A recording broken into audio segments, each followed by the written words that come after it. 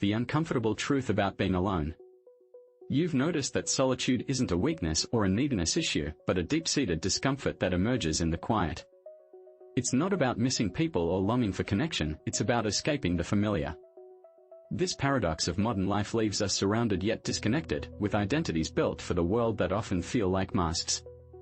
When we are finally alone, these masks start to crack, revealing a raw, unfamiliar, and honest part of ourselves. This video isn't about comfort, it's about understanding. We are diving into the heart of your discomfort, not to numb it, but to understand it.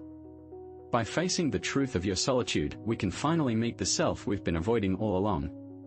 Loneliness isn't just the absence of others, it's the overwhelming presence of ourselves. This is what makes it so haunting. In the stillness of solitude, when the digital noise fades away and the carefully constructed image we present to the world begins to dissolve, we are left standing face to face with the version of ourselves we've been avoiding. Many people assume their fear of being alone stems from a desire for companionship, but deeper down, what they are really afraid of is confronting the raw, unfiltered truth of who they are. This is the hidden reality, philosopher Soren Kierkegaard, often misattributed as Soren Kkagard in some translations, referred to this internal struggle as the sickness unto death. It's not a condition caused by external hardships, but rather a deep, unsettling awareness that the life we are living feels borrowed, not authentically ours. When surrounded by the chaos of daily life, social obligations, work deadlines, and the constant hum of human interaction, we can temporarily sidestep this uncomfortable truth. But in the quiet moments of solitude, there are no distractions, no scripts to follow, and no audience to impress. The carefully curated persona we've built to fit into society starts to unravel, revealing the messy, uncertain, and often unfamiliar core of our true selves. That's why so many people actively avoid being alone. It forces us to reckon with how far we've strayed from our authentic selves, how many years we've spent shaping ourselves into versions of who others expect us to be, rather than who we truly are. This confrontation is rarely gentle, it's a harsh wake-up call. The ache of loneliness, after all, doesn't come from being forgotten by the world. It comes from forgetting who we are. Kierkegaard argued that every person is born with an innate drive to discover their truest self, a journey toward inner authenticity. Yet modern life is designed to suppress this instinct. Algorithms curate our desires, cultural norms dictate our roles, and societal expectations assign us scripts to perform. We adopt these identities not because they align with our inner truth, but because they are socially rewarded. The result? A life lived in performance, disconnected from the raw, unfiltered essence of who we might have been if we'd dared to be honest with ourselves. Imagine sitting alone in a world that thrives on applause. Solitude removes the audience that once validated your every move, the clapping fades, but the hollow ache persists. This is where the paradox lies.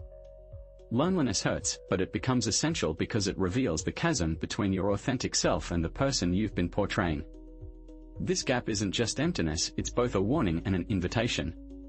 For Kierkegaard, despair isn't a weakness, but an alarm signaling something vital is missing.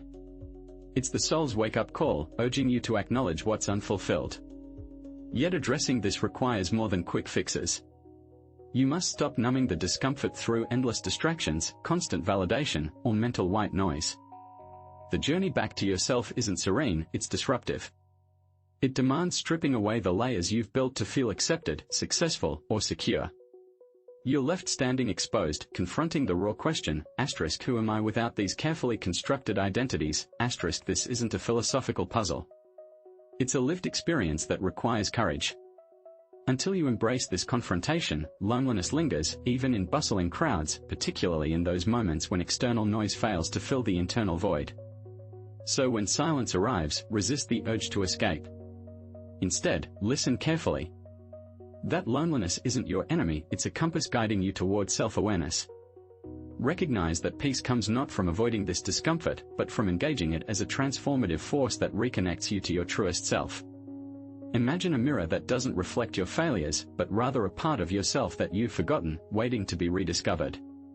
This is how Soren Kierkegaard viewed despair, not as a psychological issue that needs to be fixed, but as a spiritual wake-up call, a signal that your life has strayed from your true path. Many of us misunderstand despair, thinking it's just a feeling of sadness, anxiety, or a reaction to not meeting our goals.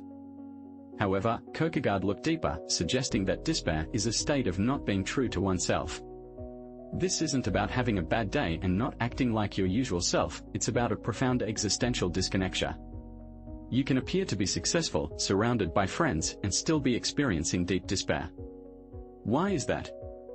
Because all your accomplishments, relationships, and happiness may be superficial, borrowed from others, or performed for the sake of appearances. The haunting part is that many people go through their entire lives playing a role, trying to fit into societal norms, and seeking validation, approval, and image. Meanwhile, their authentic self, which yearns to create, love genuinely, and express itself freely, remains buried. When the noise of life finally subsides, what emerges isn't peace, but panic. This panic is what Kkagard referred to as despair, a state of disconnection from one's true self, leading to a sense of emptiness and disorientation. Soren Kierkegaard once explained that despair shows up in two main forms, each revealing a different relationship we have with our own identity. The first form is what he called unconscious despair. In this state you have already lost contact with your true self but have no idea that it happened. Instead, you experience a vague but persistent unease, restlessness, a hollow mood, irritability. To quiet that discomfort you overconsume, another episode, another purchase, another late-night scroll. You chase new experiences, keep the calendar packed, and rarely pause long enough to ask, why am I doing all this? Because your attention is always pointed outward, the inner absence remains hidden. The second, far heavier variety is conscious despair. Here you can see the problem clearly, the life you are living feels fake, and you know you have abandoned your own values. The prospect of change, however, is frightening, so you keep wearing the mask. People who reach this level sometimes break down, not from weakness, but because lugging around a counterfeit self eventually becomes unbearable. At that crossroads many sprint back to familiar distractions, quick dopamine hits, shallow relationships, endless work, anything that muffles the truth for a little while longer. Yet Kierkegaard also hinted at a third possibility, a rarely noticed doorway he linked to authenticity, the courageous act of becoming yourself. Contrary to much modern self-help advice, authenticity is not primarily about adding more skills, habits, or gadgets. It is mostly about subtraction. Think of a sculptor removing excess marble to reveal the figure already hidden inside. Likewise, living authentically means peeling away layers of conditioning, performance, and borrowed expectations that were never genuinely yours. In practical terms, subtraction might involve declining a prestigious career path that feels hollow, or reclaiming hobbies you loved as a child instead of attending every networking event. It could mean allowing moments of stillness so you can hear your own thoughts rather than the constant hum of outside opinions. Each act of letting go lightens the mask and brings you closer to the person you were meant to be. Kierkegaard's insight is hopeful. Underneath the noise and the layers, your real self has been there the whole time, waiting to be uncovered rather than constructed. Navigating this journey can be incredibly challenging. The first step is to embrace the despair that comes with it. Instead of fighting against it or trying to numb it, you need to listen to what it's telling you. What messages is your despair conveying? Which aspects of yourself have you compromised to gain acceptance from others? What truths about yourself have you buried just to get by? According to Kierkegaard, the moment you decide to confront your despair head-on, you start to reclaim your freedom. True freedom isn't the absence of pain, rather, it's the courage to experience pain honestly and to delve into the shadowy corners of your soul without turning away. In this process, you begin to uncover something profound, your authentic self. This isn't the person your parents envisioned or the one society celebrated. It's the genuine you that has been quietly waiting in the background, overshadowed by the noise of external expectations. So, when despair arises, don't run from it. Move towards it. It might be excruciating, but it's the only path to finding your true self. If Kierkegaard teaches us that despair is a call to authenticity, then Schopenhauer shows us where that call ultimately leads. Solitude isn't a form of punishment but a source of strength. Schopenhauer didn't dread being alone, he embraced it. For him, solitude wasn't a lack of something, it was the natural habitat of the enlightened individual. Why is that? Because when you stop seeking validation and meaning from the outside world, you start cultivating it from within yourself. And this shift can be incredibly intimidating for many people. He once penned that a person can truly be themselves only when they are alone. Reflect on that for a moment. How frequently do we put on an act? How often do we tweak our words, our body language, and even our inner monologue based on who is around us? The harsh reality is that most individuals don't have genuine thoughts, they have reactions. These reactions are often driven by societal expectations, cultural norms, and the fear of being ostracized. Solitude has the power to dissolve all these superficial layers. However, it also forces us to confront something that many would rather avoid at all costs: the depth of our own being, or the absence thereof. This is the real reason why people steer clear of solitude. It's not mere boredom they dread, it's the exposure of their true selves. In the quietude, the masks we wear crumble away, leaving behind the unvarnished truth. Imagine a scenario where there is no audience to impress, no crowd to blend into, just you, stripped of all pretenses, experiencing your true self in its most authentic form. Philosopher Arthur Schopenhauer suggested that this is precisely the reason many people shy away from solitude: it has a way of exposing their emptiness. However, for those with a noble spirit, solitude transforms into something sacred. It is within this quiet space that new ideas emerge, personal values are honed, and the inner landscape becomes so vibrant that the need for external distractions diminishes significantly. Schopenhauer likened society to a bustling tavern, loud, chaotic, and filled with superficial pleasures that offer little depth. In contrast, he viewed solitude as a mountaintop. This elevated place is characterized by tranquility and stillness, demanding yet profoundly enlightening. Reaching that summit is not a matter of chance, it requires a conscious choice and effort. Once you arrive at the peak, you won't find applause or validation, but rather a sense of clarity that is deeply fulfilling. For Schopenhauer, solitude was not synonymous with isolation, instead, it represented a form of sovereignty. He was not promoting antisocial behavior but rather championing the idea of spiritual independence. This is a way of living where your self-worth is not swayed by the opinions of others, where your inner peace remains undisturbed by the chaos of the outside world, and where your presence is so firmly established that others begin to gravitate towards you, rather than the other way around. Herein lies a fascinating paradox: when you truly embrace and master the art of solitude, you become more adept at forming genuine connections, experiencing love, and fostering intimacy. This is because you no longer approach relationships from a place of neediness. Instead, you choose to engage with others because they enhance a sense of completeness that you already possess. In essence, the individual who fears solitude will perpetually seek out noise and distraction. Someone who places too much value on outward appearances often ends up betraying his own thoughts and feelings, simply to escape the echo of his inner voice.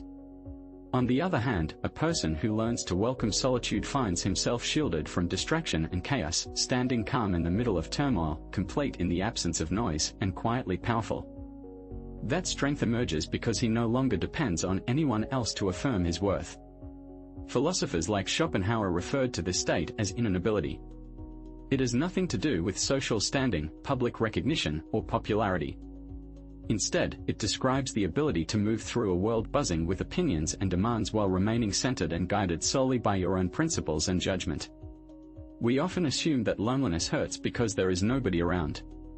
In truth, it is not the lack of people that wounds us but the distance we create from our own selves.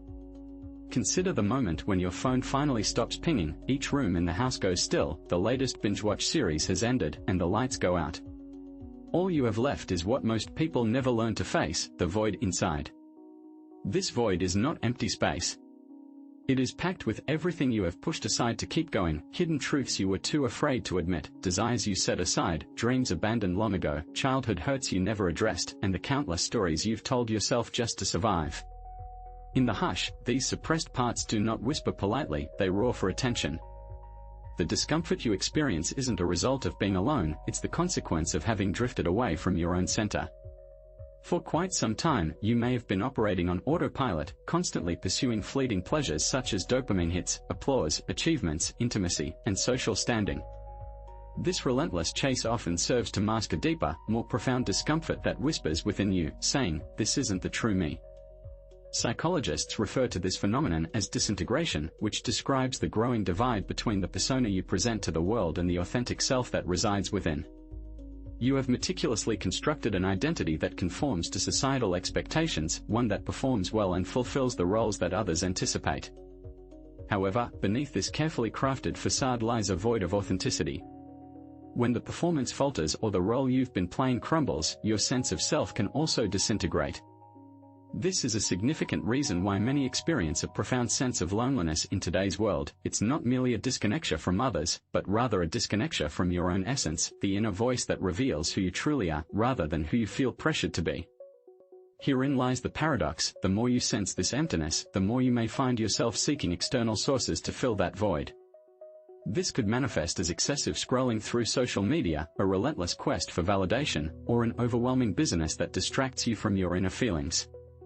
Yet, each time you reach outward instead of turning inward, the emptiness can intensify. It's important to recognize that you are not longing for another person, rather, you are yearning for a reconnect with yourself.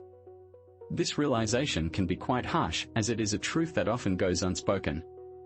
The feeling of emptiness does not indicate that something is inherently wrong with you. Instead, it suggests that certain aspects of your inner self have been overlooked, neglected, or buried deep within. This includes the child within you who yearned to create, the teenager who sought meaning and purpose, and the adult who is weary from the constant act of pretending. All of these facets of your being reside in that silence, and they are very much still a part of you. They are patiently awaiting your return, longing for you to cease your constant striving, your persistent avoidance, and your relentless fleeing. Instead, they yearn for you to simply listen. This sentiment echoes the profound wisdom of Carl Jung, who once stated, "Those who gaze outward dream. Those who look within awaken." True awakening, the kind that rekindles the fire of life within you, does not stem from accomplishment or pleasure. It arises from reunion, from the decision to turn inward and acknowledge, "I see you. I recall you. I am returning." Confronting this void can be petrifying, yet it is the sole path forward. What you perceive as despair may, in fact, be the beginning of something new. The birth of a new self. An authentic self. One that doesn't depend on external validation to define its identity. A self that emerges not amidst the cacophony of the world, but in the stillness of silence. Not in the company of others, but in the solitude of introspection. And the instant you cease fearing that silence, the moment you learn to embrace it, is when the void starts to transform. No longer is it merely emptiness, but rather a vast space. A space where you can begin to reconstruct. There's a transformative moment when the silence that once felt deafening becomes a soothing melody. When the solitude that once felt like a prison sentence becomes a comforting sanctuary. But this shift doesn't occur by chance. It's a deliberate, alchemical process. You start with the raw, painful, and echoing loneliness, but if you're brave enough to sit with it, rather than trying to escape it, something remarkable begins to unfold. Solitude is not about being disconnected from others, it's about being fully present with yourself. It begins with a subtle, yet profound, realization that being alone doesn't mean you're broken or flawed, it means you're liberated. Liberated from the need to perform for others, from the burden of dependency, and from the suffocating expectations of a world that never truly understood you. In this freedom, you embark on the sacred journey of reclaiming your soul. You stop seeking validation for every move you make. You stop needing the approval of others to feel seen and heard. You stop begging for acceptance from those around you, and instead, you learn to give it to yourself. As the philosopher Arthur Schopenhauer so astutely observed, solitude is not a punishment, but rather the highest form of inner wealth. It's a treasure trove of self-discovery, waiting to be unearthed. He expressed, a person can truly be themselves only when they are alone. It is in solitude that one's genuine truth surfaces, unaltered by algorithms, desires, or the need for approval. This truth is often buried beneath years of external noise. This process is transformative. Loneliness evolves into solitude when you encounter your true self. From this encounter, a profound change occurs. You no longer dread solitude because you are no longer feeling abandoned. You have rediscovered yourself. The books you read start to resonate on a deeper level. Your thoughts become clearer and more focused. Your emotions find balance not because they vanish, but because you are finally attentive, not evading, not suppressing, but truly listening. In this space, meaning begins to take root, and with it, a unique kind of power. Not the loud, attention-seeking power, but the quiet, grounded strength of someone who knows their identity and doesn't require the world's validation. You become whole, not perfect, but whole. You begin to perceive relationships differently, not as supports, but as reflections, not as saviors, but as companions. As the crowd disperses and the noise fades away, you're left standing alone, stripped of the masks you've worn and the facades you've maintained. The things you've tried to bury deep within yourself begin to resurface, and for the first time, you're faced with the daunting task of confronting your true self without the distraction of others. This is where the real journey begins, a journey not of isolation, but of self-discovery. It's a common misconception that loneliness is the enemy. In reality, it's the avoidance of being alone with oneself, the constant need for validation, and the relentless pursuit of busyness that can be the true obstacles to growth. These behaviors are like a smokescreen, obscuring the truth about ourselves and our place in the world. Now that the smoke has cleared, you're faced with a choice: return to the noise and distractions of the world, or step into the fire of solitude and allow it to transform you. When you finally stop running from your thoughts and emotions and instead gaze into the mirror of your own soul, you'll tap into a deep well of power and self-awareness. This isn't about becoming a loner or shutting yourself off from the world, it's about reconnecting with your true self, unencumbered by the expectations of others. As you do, you'll begin to walk, talk, and love in a way that's authentic to who you are, not because you're trying to prove something, but because you've finally found your way home. To those who have made it this far, it's clear that you're not broken, you're simply waking up to a new reality. Take that first step inward, rather than outward, and discover the person who's been waiting for you all along. If this message resonated with you, or if you felt a spark of recognition, please subscribe to our channel for more in-depth explorations of the human experience. You can also support our work by following the link in the description below. Thank you for watching, and we look forward to continuing this conversation with you.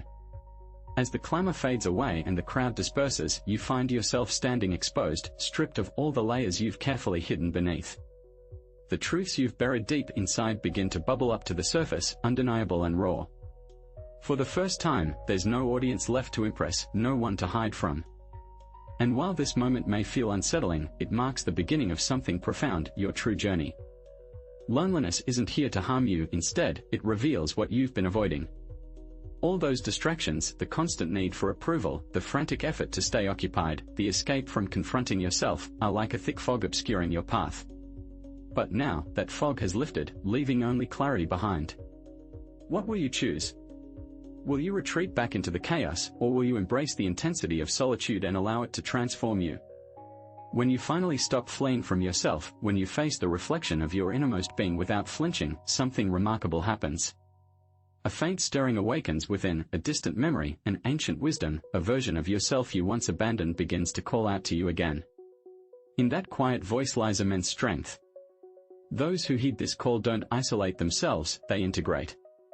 They don't become whole by accumulating more but by rediscovering their essence beyond society's expectations. From this renewed place of authenticity, they move through life differently. Their words carry weight, their actions resonate deeply, and their love feels boundless, not because they are trying to prove anything, but because they've come home to themselves.